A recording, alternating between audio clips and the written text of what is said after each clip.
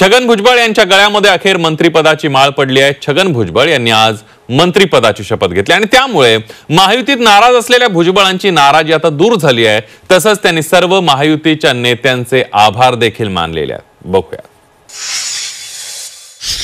मी छगन चंद्रकांत भुजबळ गांभीर्यपूर्वक प्रतिज्ञा करतो की मागील अनेक महिन्यांपासून महायुतीत नाराज असलेले छगन भुजबळ अखेर मंत्री झालेच। महायुतीत मंत्रीपद न मिळाल्यामुळे छगन भुजबळ प्रचंड नाराज होते।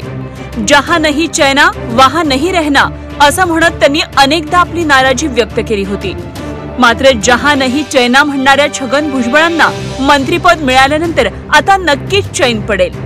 संतोष देशमुख हत्या प्रकरणात धनंजय मुंडेंनी आपलं मंत्रिपद गमावल्यामुळे त्यांच्या जागी छगन भुजबळांना मंत्रिपदाची संधी मिळाली आहे।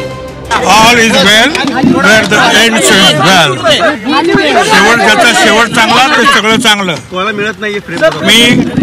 मी मुख्यमंत्री फडणवीस साहेब, एकनाथराव शिंदे, अजित दादा, सुनील तटकरे, प्रफुल्ल पटेल साहेब यांचे आभार मानतो। छगन भुजबळ एक ज्येष्ठ नेते आहेत। देशातला ओबीसींचा आवाज म्हणून भुजबळ साहेबांकडे पाहिलं जातं आणि म्हणून राष्ट्रवादी काँग्रेस पक्षाने भुजबळ साहेबांना पुन्हा मंत्रिमंडळामध्ये घेण्याचा निर्णय केला। आम्ही देखील त्याचं स्वागत केलेलं आहे।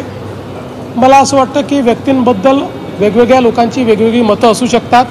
मला त्या मतांवर काही सांगायचं नाही, पण मला वाटतं की भुजबळ साहेबांसारखा एक ज्येष्ठ मंत्री आणि विशेषतः ओबीसी समाजाचा हितचिंतक हा मंत्रिमंडळात आल्यामुळे त्याचा फायदा होईल।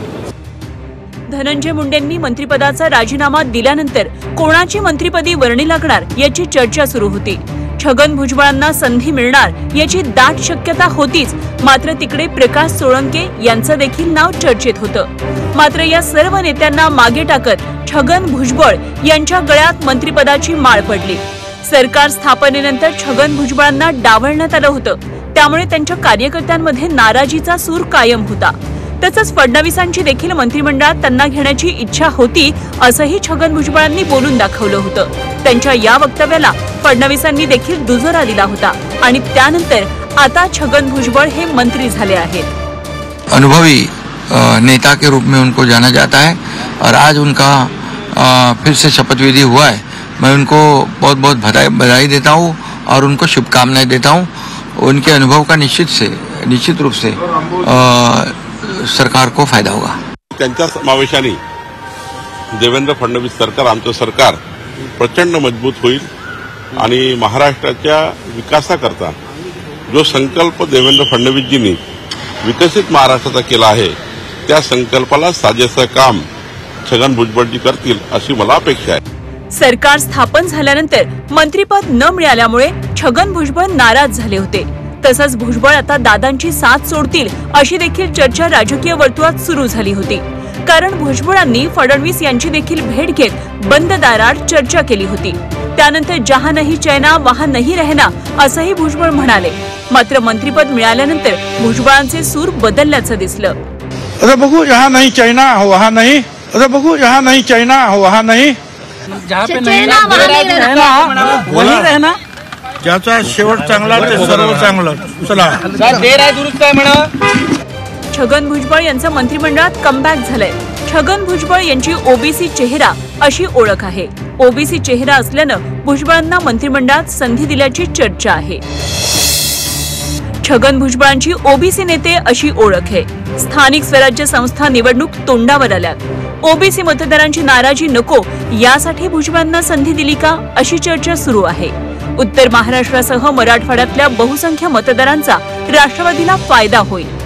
मंत्रिमंडळातील ओबीसी चेहरा धनंजय मुंडेंचा राजीनामा, निवडणुकांच्या तोंडावर मुंडेंच्या जागी भुजबळांना संधी।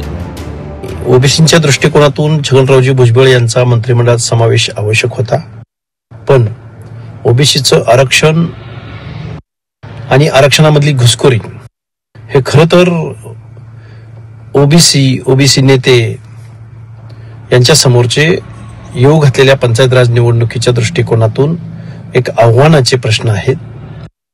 माननीय छगनरावजी भुजबळ यांच्या मंत्रिमंडळातल्या समावेशानं निश्चित या लढाईला बळ भेटणार आहे।